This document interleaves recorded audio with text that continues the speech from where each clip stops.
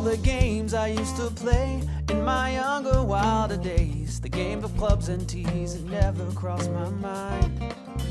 But after some discussion with my closest, dearest friends, I decided that... Welcome into another episode of the Turn Fantasy Golf Podcast. As always, I'm AndrewPutters JoeNicely, lead editor at Rotoballer.com. And we got a special guest on us this week for some course knowledge. The course knowledge guru, Josh Bennett from the way up north in the Minnesota area. Yeah. Josh, how's the weather up there, bud? It hit like 60 degrees yesterday for a high, and I think like mid-50s, but we're pushing 60 now, so it's just fine. 60 degrees. It got down to 62 today, and it was pretty chilly, wasn't it, Joe? down here in Tennessee. Yeah, man, I'm looking for hoodies down here. Yeah. So, real quick, last week, guys, what'd y'all think about the tournament? Man, tons of Tennessee guys right there at the top of it. Where they played in Charlotte, the famous Wells Fargo Championship, one of the best events on tour. I feel like we say this a lot, but it's definitely a top 5 tour spot, every tour stop every year. Major championships are played there and will continue to be in the future, and really did not disappoint with Rory McIlroy coming out on top. But yeah, man, Tennessee guys right there all around both tours, actually, Korn Ferry Tour and the PGA Tour. Before we get into DFS, guys, what about last week? Joe, you first, bud. Yeah, man, really cool. We say on the show all the time that Rory McIlroy can win any tournament, and came out after a little bit of a break, looked horrible at the Masters, looked horrible at the Players, looked horrible at the match play, and comes out to a golf course in Quail Hollow where he's already won twice in his career and does it again, man. Outlast Keith Mitchell, who played well. Victor Hovland, my guy last week.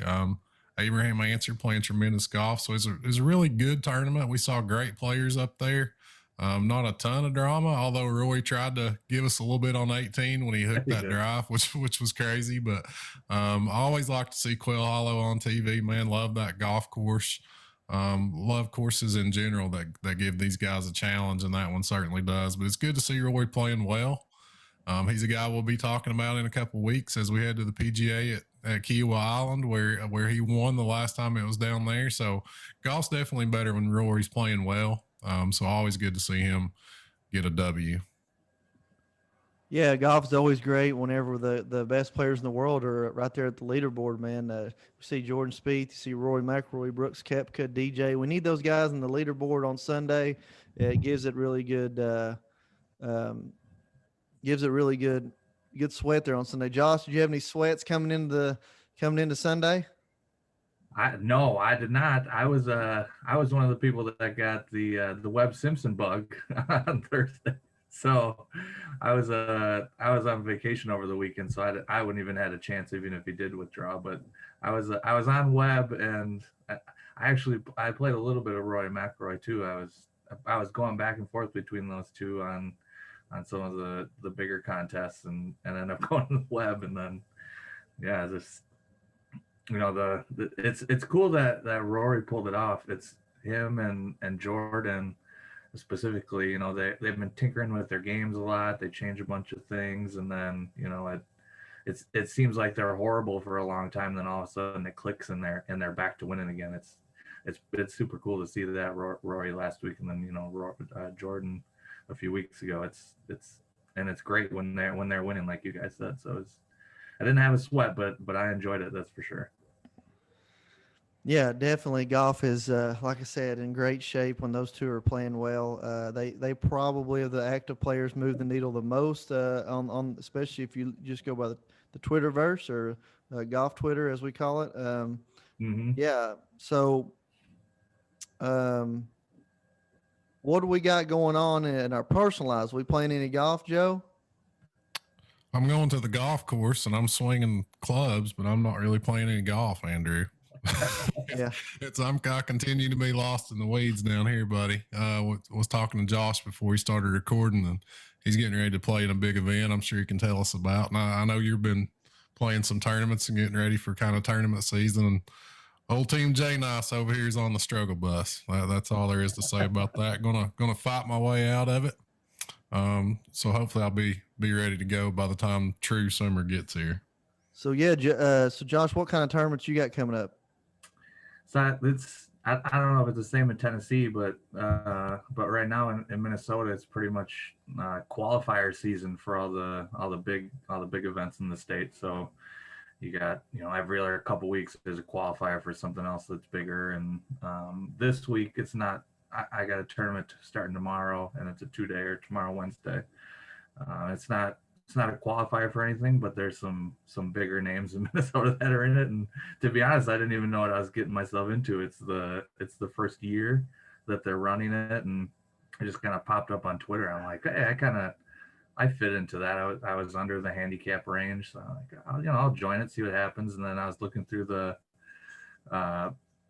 people that were playing, and like I saw, my golf coach is in it, and he's the reigning Minnesota PGA Tour Player of the Year, so he's playing in the 3M, and he's got invites to other stuff, so he's in it. And then, there's a bunch of other pros in Minnesota that are in it, and just it's I don't know what I got myself into. I'm probably not ready for it, but I'm preparing for it, that's for sure. So it's like I got that, and then preparing for some qualifiers and stuff too. So Yeah, I've got we got the Visit Knoxville Open in Knoxville this weekend for the Corn Ferry Tour. It's held at a new venue this year, Holston Hills Country Club, which is probably the biggest, I would say, name club in the area as far as it carries weight across the country.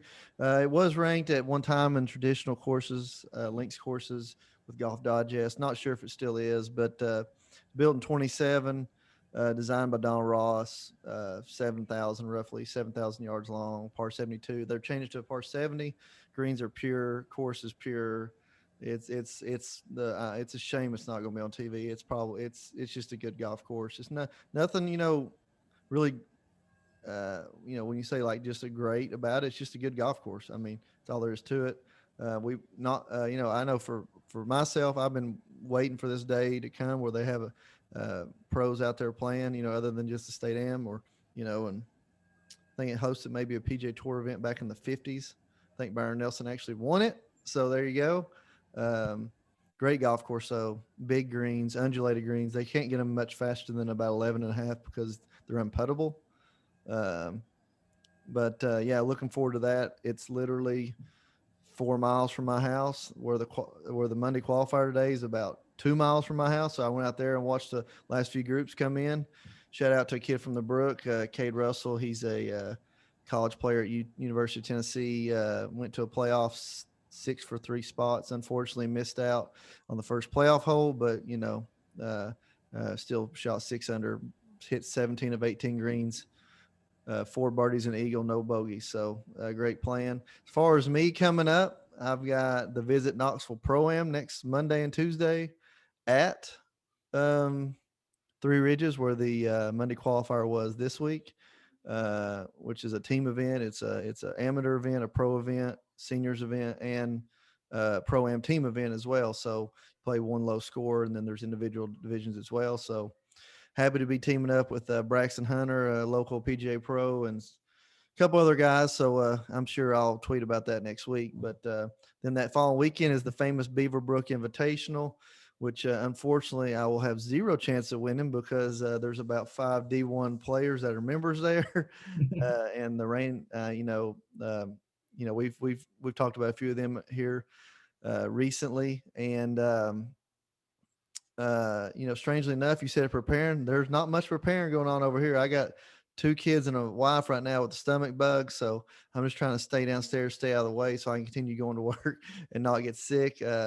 But yeah, I really haven't touched. I played in that tournament a few weeks back. Haven't touched a club since. Probably won't touch a club till I tee it up on that Monday. So it's just the way my life is. Unfortunately, it's a season of life when it comes to golf, which is okay because we go through different seasons all the time. So that being said, let's get into DFS. Joe, rotoballer.com. What we got going up there? We got any specials rolling? I know it's a new golf course this week for the Byron Nelson, so you want to jump on to rotoballer.com, and that's why we got Josh Bennett on here today to kind of break down a little bit about the course, break down, kind of what Rotoballer has to offer when it comes to that kind of stuff. Go ahead, Joe. Yeah, we're gonna talk to Josh about this week's golf course. He does an amazing job every week breaking down every course that's on the PGA Tour schedule. So we hope you'll hop over there and check it out. Our guy Spencer is also breaking down bets every week with his Vegas report. You can check out my Core 4 every week. So we hope you'll go to rotoballer.com, sign up. You can get a PGA Premium membership. That'll take you to the Tour Championship for $69. Use promo code NICE when you sign up, and you'll get a discount. So yeah, Byron Nelson Classic unfortunately didn't play it last year due to COVID-19, which I'm just going to give some general information about the tournament real quick. Started in 1944, which strangely enough was the Texas Victory Open, and the namesake won it. Byron Nelson won it in 1944. Has carried several names throughout the years. This will be the 78th playing, I guess, of the AT&T Byron Nelson Classic. This year it's going to be held at the TPC Craig Ranch in McKinney. Not really sure. I mean, you all might have a little bit of information on why it was chosen to be moved. I don't know. Maybe I feel like I see this trend of when we're getting the TPC courses fit into the PGA Tour. I don't know if that's because they're built for stadium style golf, probably. With amenities and things like that. So Josh, you're the course guy, right out of the gate. I'll just say this: 7,500 yards almost, par 72, Bermuda, bent grass greens, Bermuda tees, Zoysia fairways, Bermuda rough. I mean, I'm sure this golf course is going to be perfect. What do you know about Craig Ranch because we don't know anything about it? Well, you went over the basics, which is good. The 7,500 yards is pretty long, and that's mostly built into their par fours. I think the par fives are all four of them are pretty short, so they'll be able to get to all four of them. The par three out of the four par threes are pretty long. One's really short; it's under 150 yards. But I mean, the par fours are long, so it's a little bit like last week actually. It's they're teeing off, they hit as far as they want, but they're still gonna have 200 yards into a lot of the par fours, and then like I said, three out of the four par threes are long, and then obviously over 200 yards approaching the par fives. When I was going through the course, I saw at least 11 holes, and depending on how far they hit it, it might be more, but it's at least 11 holes where almost everybody in the field is going to be hitting it. It's going to be approaching from over 180 yards. So they're going to be using the long irons this week, and so that's the big thing. And then the greens, you mentioned they're bent grass. I don't know if people care about that or not. The greens are actually pretty big from what I'm used to seeing on a lot of the tour courses. And I think what that means to me is the greens are big and the approaches are coming from a long ways away. So they're probably going to be able to hit the greens a lot. The green and regulation percentage might be pretty high because the greens are big. But I'm thinking that we're going to have to be looking at some good putters this week and people that avoid three putts. So if they're hitting the greens are big. There's going to be some long putts. So you got to keep the bogeys off the scorecard, obviously. So you avoid those three putts and you'll be good to go. So I'm specifically for me, I'm looking at people that can approach it well from a long distance, people that can putt it well, and then just in general, the course it's pretty wide open. There's not a whole lot of trees. There's a creek that runs through the whole course. It's not really in play, but the GSEAA sheet will tell you that it runs on like 14 holes. It's not really in play on any of them. So it's pretty wide open. They'll just be able to bang driver pretty much all over the place. And if you're long off the tee, you'll be able to cut down a lot of those long par fours and probably have a little advantage there. So wide open, long approaches. Avoid the three putts. That's what I'm looking at right now. So, I mean, is it safe to say that we can, we can tie maybe like the Phoenix Open into this, or maybe even last week, right? I mean, yeah, I think it's pretty similar to last week. I think the greens are a little bigger than they were last week, but I would look to last week as a pretty good comp course actually. It's the long approaches, driving distance is pretty big, and then get it on the green and make sure you're at least two putting so you keep those bogeys up the card. I'll say one more thing about what you just said. If thinking about it, Zoy's just very known, or is known pretty prominently to holding water. There, and the Zoysia fairways could basically maybe make the golf course play even longer than the yardage, especially with the par fours. So For sure. something to be thinking about there, guys. Joe, have you got any inside info, any snippets from for the golf course? Josh hit it on a ton, man. He really knows his stuff inside and out. Couple of things that popped for me. You mentioned the Phoenix Open. This is a Tom Waskoff design. He also did TPC Scottsdale. So maybe there's some comps there. That's kind of the other well-known course that he did that's on the PGA Tour schedule.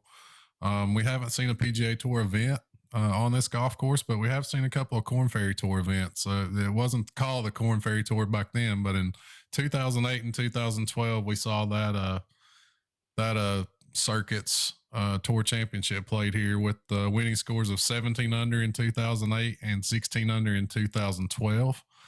So I think Josh is right. I think these guys are going to have no trouble getting these par fives, no trouble scoring on those. I expect to see 20 plus under win this tournament this week, guys. I'm looking for par five scoring, certainly, and looking for a birdie or better percentage all around scoring, because I think these guys will go pretty low out here, man. We keep seeing these scores going nuts pretty much every tour stop this year, and even though this is a new one and it's tough in its own right, when we get these guys out here, I don't think this length is going to be a huge obstacle for them.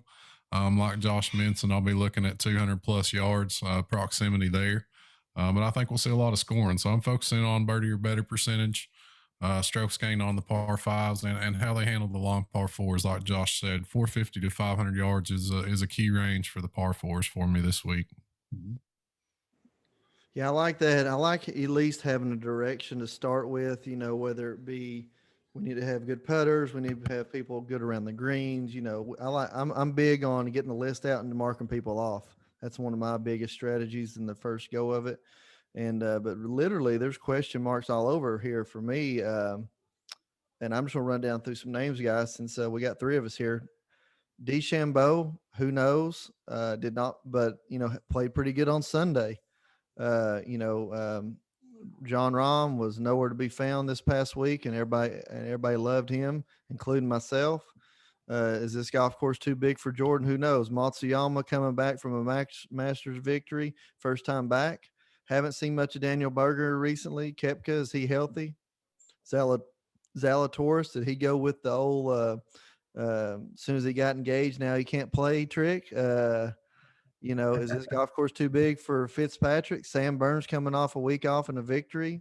And then after that, that's really the top echelon. So where we go, so just starting at the top, DJ's out, disappointing. Is there anything hit why he's out, guys?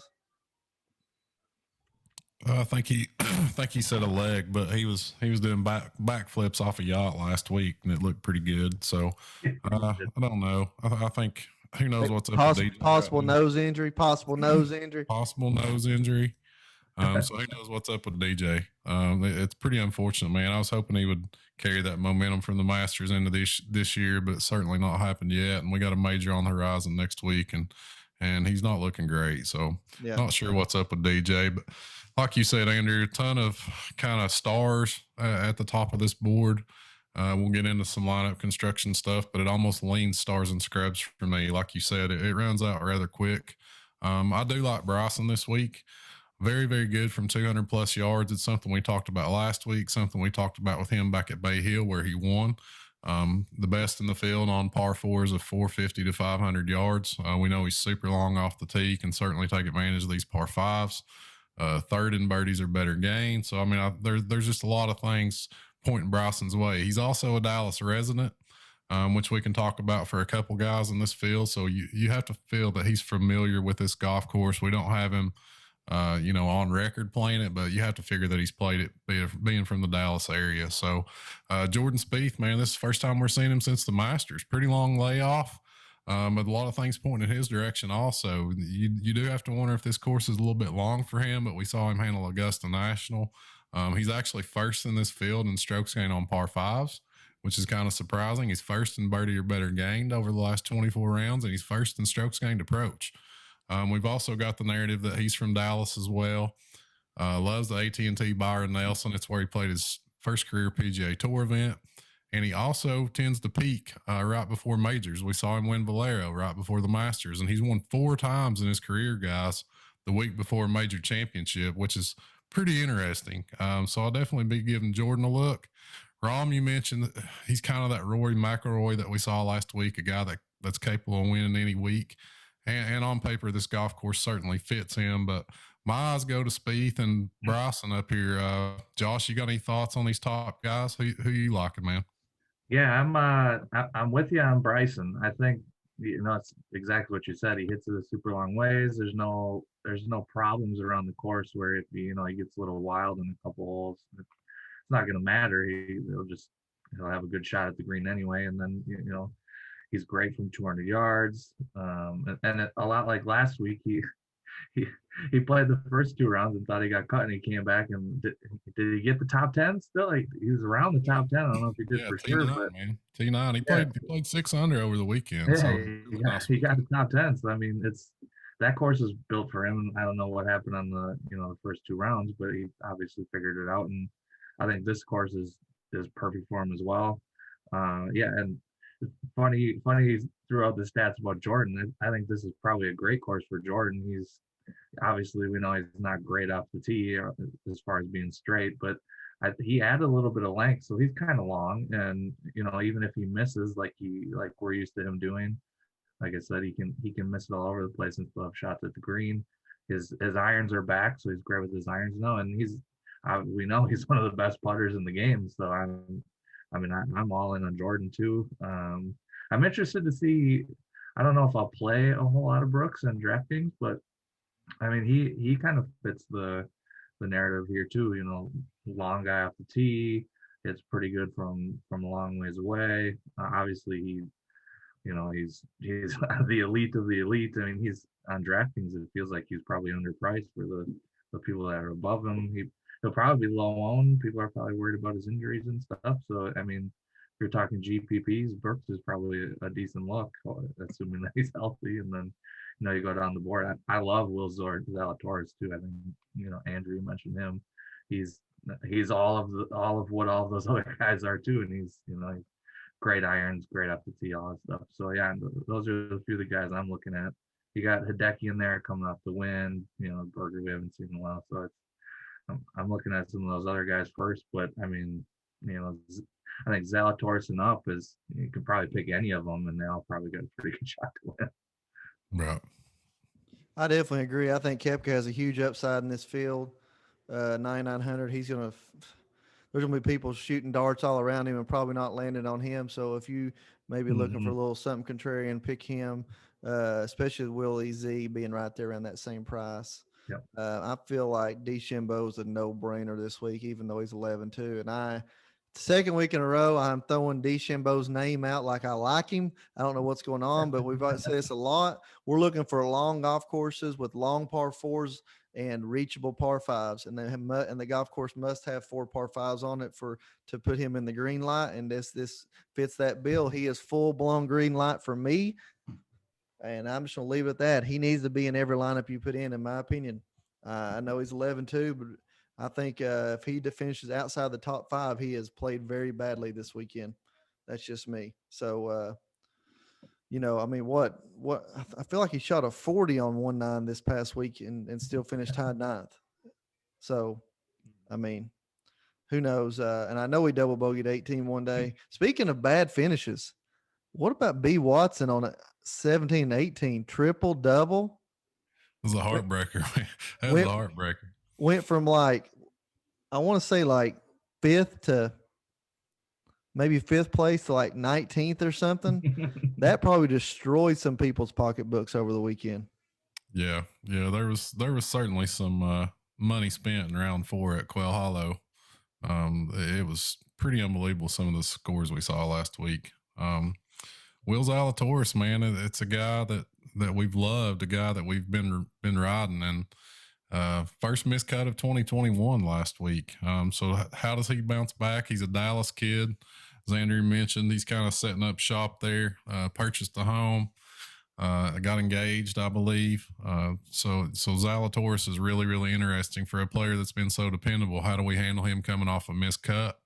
Matthew Fitzpatrick has just been rock solid. This golf course doesn't appear to be a great fit for him on paper, but he keeps on putting out rock solid performances. Scotty Sheffler, another Dallas guy. We got a lot of Dallas guys in this field, boys, which probably isn't a big surprise. This field is really stronger than I expected, guys. But Scotty Sheffler, a Dallas native, we know that he bombs it. We know he's got a great short game, 7th in this field, and birdies are better gained. So I feel like you definitely have to look at Scotty Sheffler there. Burns, Josh Minson, I believe, coming off the win and a week off. So how do you handle him? Certainly a great fit on paper. Kills the par 5, 2nd in this field, and birdies are better gained. We know he's a bomber.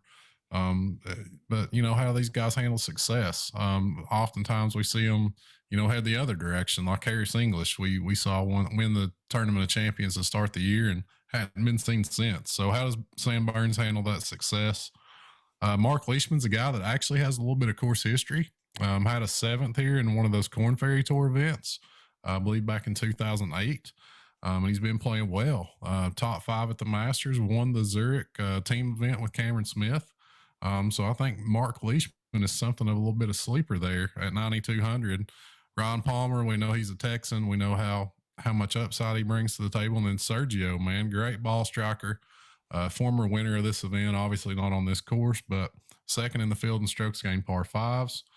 We know he's very, very good from 200 plus yards, 6th in proximity from that yardage. So I think he can give Sergio a look. And then you start getting down into kind of hit and miss guys, Jason Day, Siwoo. And I know a guy Josh wants to talk about, Thomas Peters. Tell us a little bit about Peters, Josh. Yeah, I don't know why I've been drawn to him so much. Maybe it's the energy he brings. I love John Rahm too. I love Peters. I love, the guys that go out there and, they put their heart on their sleeves, basically. Some people might not like it, but I do. And I mean, Peters he's always super solid on the Euro Tour. He's a long hitter. He's a ball striker. We talk about Sergio being a great ball striker, and he's right up there, kind of like that. So it's I think this is probably a good course for him just because he's longer than a lot of people. And then obviously good putter and good with his irons and stuff. But one thing to worry about with Peters is the same thing we worry about with Rahm, and maybe it's not a big deal in this tournament because they might not take it as serious, but it's when the blow up holes come, you got the long holes, and if he gets in trouble a little bit, if the mental part of the game starts leaking. But I mean, on paper, I think Peters is great for this tournament too. Yeah, I mean, you have to feel this is a pretty low stress environment. I think these guys are going to be making a lot of birdies, and Peters has actually looked really, really solid in 2021. Only made a couple of starts on the PGA Tour, but both top 15s. His last 2 Euro Tour starts were top 15s. And I like him too, man. He's a guy that we don't get to see that often. Usually just see him in majors, and I really like his length on this golf course, and I like where his game is. Guy we saw play well last week, Luke List, man. He's just a kind of a legendary ball striker, but a horrible putter. But when he gets things going, he can get himself into contention, and you feel like this is the type of track where he can do that. Same can be said for Aaron Wise, who knows very good off the tee. Looked pretty good at Quail Hollow last week. So there are certainly some options in this 8K range. Charles Schwartzel's actually been playing very well, even though this doesn't seem like a great fit for him. And then Keith Mitchell and Cam Champ, guys we know that can bomb it off the tee. But you feel like as you move down the salary scale, the quality really seems to run out. There are guys with GPP upside, but maybe not guys that you feel like you can build around. Who do you like, Andrew, as we move down these sevens, man? Who you looking at? There's some bets in there. They catching your eye this week? Yeah, I mean, any golf course that's got long par fours where, like you said, it's going to be putting, the 175 to 225. I usually am going to be, I like Stallings a lot. The only thing that kind of has me a question mark is I think this is 2 weeks in a row that he's had a round where he's basically, went birdie free almost. I think he birdied 17 yesterday, or else he'd had no birdies. It seems like he's having trouble putting 4 rounds together. Maybe he's done. I think he did it at Pebble, did it last week, did it a few weeks before that. But I like any golf course. I know he did it in Phoenix as well. And so golf courses where it's 175 to 225 into the par fours, I like him. If you're moving on down into eights, I'm big on the distance guys. I know there was a lot of heat last week, through maybe like 15 holes. Like the top 5 leaderboard was all short hitters and great putters. And Nagels, I saw somebody was firing at Nagels, and Nagels like it's just halfway through Thursday, wait till Sunday, and then you look on Sunday and it's like boom, every single one of the guys are big hitters, and that's the way a golf tournament's going to be every year. And I feel like this is the same way. I love Kevin Mitchell. I've been talking about him for 3 straight weeks now. Not saying he should have won, but he was in a great place to win last week. I like Schwartzel just because, I mean, the dude's just tee to green, just really good. I like Wise. His consistency is going to maybe throw me for a little bit of a loop. I feel like after you get past Sam Burns, you can kind of draw a line right there, and you're really, even Leishman, who I love, I feel like you're just as well off playing Luke List as yours Leishman, or Lee Westwood as yours Leishman, or maybe Taylor Gooch, or even as you go down through here, there's several names. You just got to look for guys that hit the ball a long way, in my opinion. Like you said, the par fives matter. Tom Hogue, been talking about him for a few weeks. James Hahn seems to play good on golf courses where like you said, the 175 to 225 matters. Scott Piercy had a good tournament last week. I think you need to give him a look. You can't leave out Cam Champ. P. Rogers, man, 7,100. Hits the ball a long way, puts it good, scores on par fives. Back to the Peters play. I've loved Peters ever since he came up. Was the Belgian bomber, right? He was part of one of my teams that I had in a huge GPP one time that finished second whenever Bubba WD'd. And by the way, this is not a lie, Josh. Bubba wins the tournament, WDs, and wins the tournament on each side. The Riviera, look it up. He wins Riviera, he WDs at Riviera, he wins Riviera. And I had him on the year he WD'd. My team finished GPP. I'm not kidding. That happened. But Peters played well in that one, so he's always got a special place in my heart. Yeah, I'm big on Peters. Bombs it. But he's like, the problem with paying 8,600 for him is he could shoot 85 because he can break every iron in his bag over his knee. Feels like that could be said for a couple guys in the 8Ks, Andrew. And as we get on down into the sevens, man, it feels like you really you got to embrace the volatility this week. Maybe look for upside. Maybe right now I'm leaning stars and scrubs build. I like Jordan and Bryce and some of these guys so much up at the top that I'm willing to kind of go over this 8 and 7K range as you get down into that.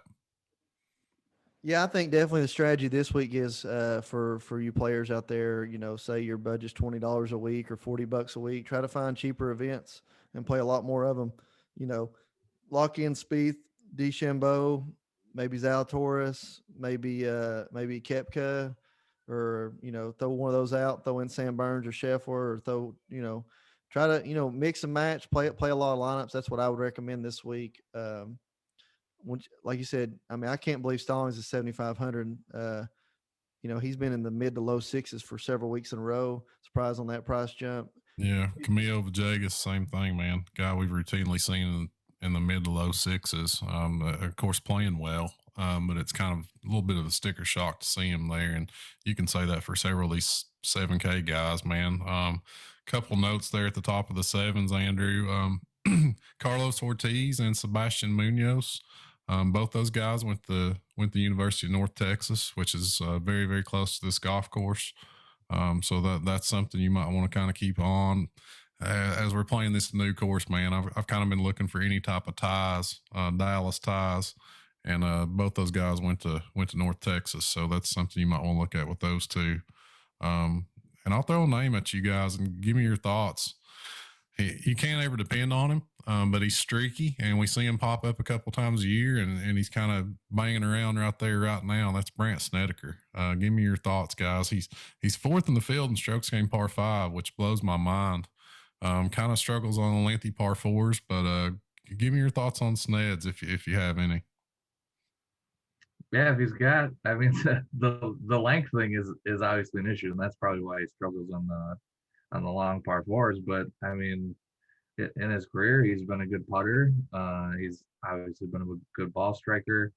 And you know, if he's going to struggle on the long par 4s, he's got a really good short game too. So, you know, he's going to score on the par 5s, which is great. And you know, there's a couple of short par 4s too that he'll probably score on. And then, you know, if he brings the short game in the putter, you know, all he has to do is put a par on the scorecard on those long ones, and you know, he can finish, you know, 300, 300, 300, 300 and be in the mix. I think so. I think his game's probably all right for it. That you know, the distance is probably a little bit of an issue, but you know, he can make up for it in other ways. So yeah, I think you're right. He's probably got a chance. He's just so hard to put your money where your mouth is on this guy. Yeah. I feel that way about a lot of the guys in the 7K range this week. So that's why I'm kind of trying to target these guys that maybe have some upside.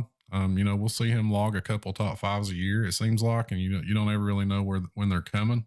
But he has been kind of lurking a little bit the last couple 3 starts for him. So, you know, I'm just trying to find these guys with upside. You know, in this kind of 7K range. That's a guy like Hoagie. I think one of you guys mentioned Tom Hoagie earlier. And he's a guy that could miss the cut, but he's a guy that also has top 5 upside there at 7,200. Very, very good with his irons. He's second in this field in strokes gained approach over the last 24 rounds, and he's 9th in proximity from 200 plus yards. So when you start getting down here in the low 7s, guys, numbers like that certainly catch my eyes. 25th in birdies or better gained. So I think you can give Tom Hoagie a look, even though you're kind of risking a miscut with him. And same can be said for a couple more of these guys down through here, guys with upside that are explosive, but guys that could also be trunk slamming Friday. Guy I want to mention at 7K, he's been playing really, really good golf. Doesn't get a lot of publicity on, you know, kind of podcasts and stuff like that. That's Vincent Whaley at 7K. He's 16th in the field in strokes gained par 5, 17th in birdie or better gained.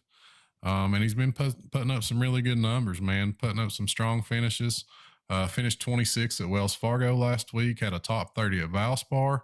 You know, he's the kind of guy that pops up, you know, for me in really good form.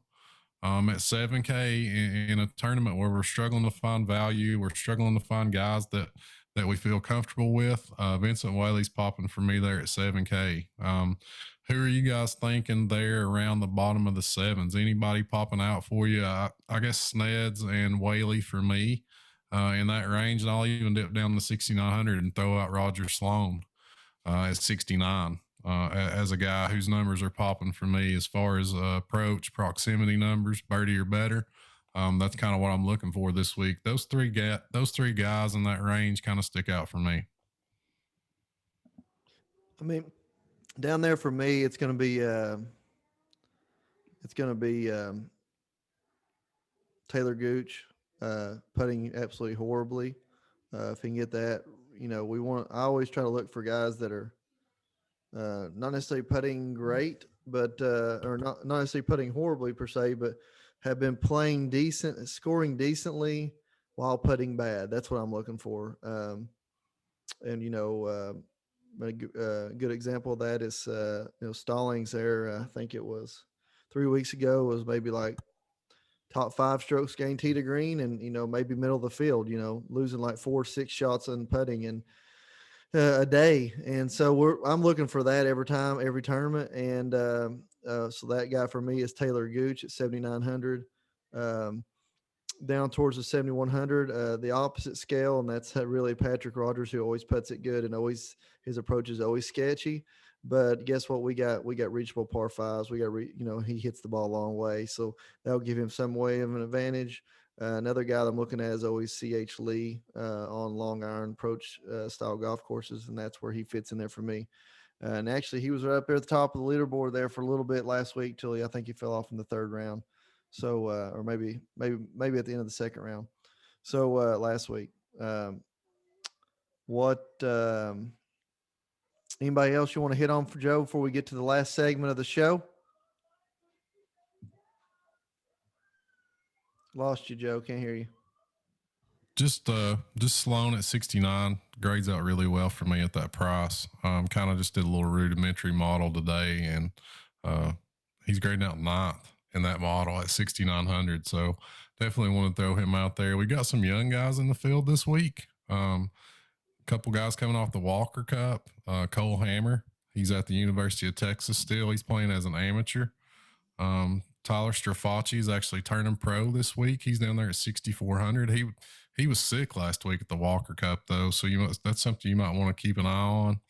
And then as you move on down, we're definitely getting into dart throw territory. So there's not a ton for me down there this week.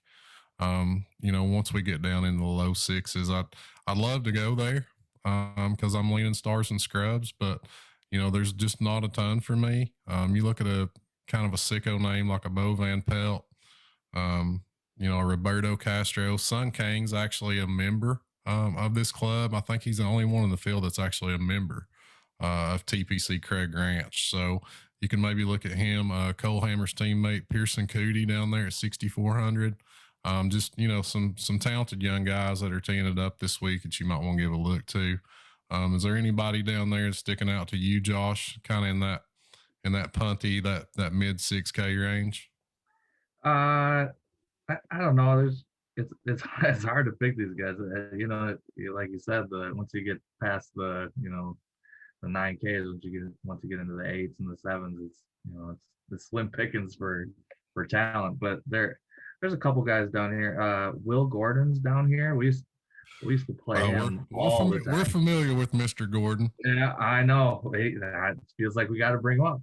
He's bomber guy. He hits it good from 200 plus yards, and I don't think he does anything else good. But if something stars align, something clicks for the week, I mean, he can be up there for sure.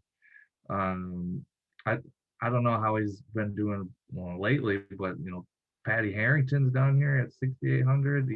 He went on a little bit of a streak, and he's probably out there trying to show off the guys that he's going to be recruiting. Kevin Chappell's in the field again. Yeah, I think he had a back injury, but I think he had a couple good tournaments in there. I think he's 7K. He had a couple good tournaments before he got hurt again.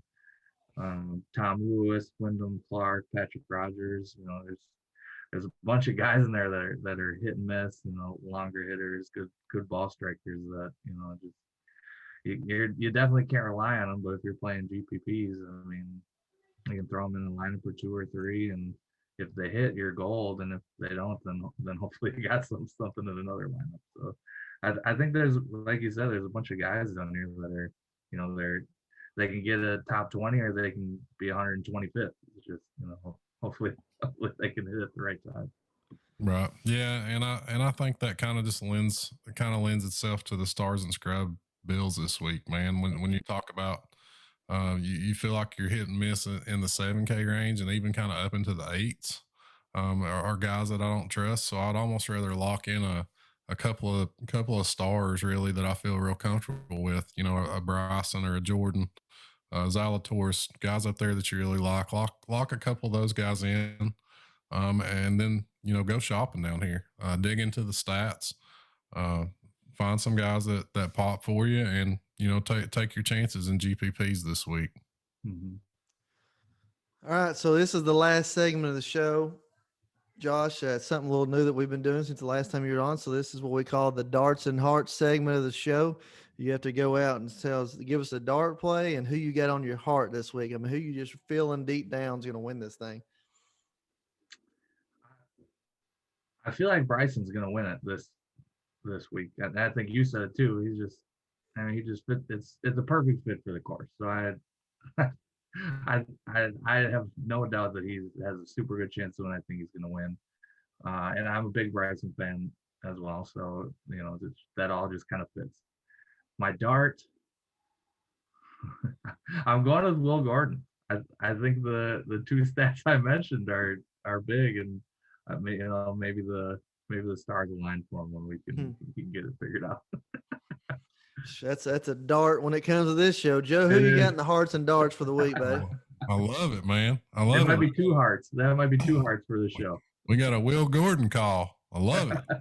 Up in Minnesota. We're gonna look good one day whenever he finishes top 5. You know what? Yeah, one of these days, guys, we're gonna get a Will Gordon, Scott Stallings, Pete Malnati, Wes Roach top 5. When that happens, we're retiring. My dart. Can Sneds be a dart? Does that count? Yes. I'm throwing Sneds. Sneds is my dart this week. Throwing him out there. Just something kind of got me feeling him, man. And I wish I could be different, but my heart says Bryson too, man. I just love how he sets up. Love kind of the Dallas connection. Love how he closed out last weekend after kind of going around the world, hanging in there mentally and playing tough, and just love how he fits this golf course, man. He's going to take advantage of these par 5s. He's really good from 200 plus yards. He can handle the long par 4s.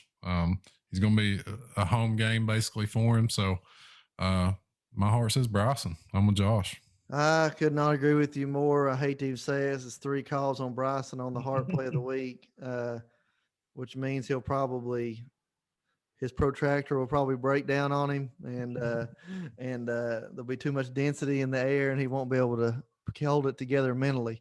But yeah, I definitely feel like he just has a huge advantage playing this golf course. I cannot believe that it's 2 weeks in a row. I say that he's the favorite. And on my heart play of the week, I'm going to throw a local dart. And Joe actually mentioned him. I think it's the first time Wes Roach's name has ever been mentioned on this podcast.